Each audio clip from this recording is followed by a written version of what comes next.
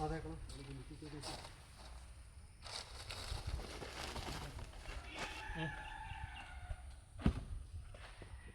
നോക്കാം.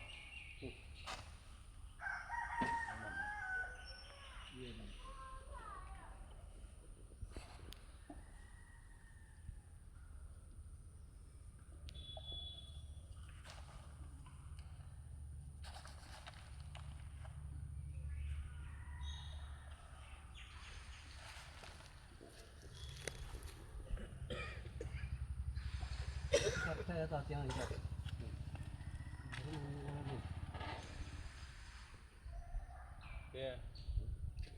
ഇപ്പം നിത്യം വെള്ളം കൊണ്ട് ഇനിയും കായി തെറ്റിട്ടോ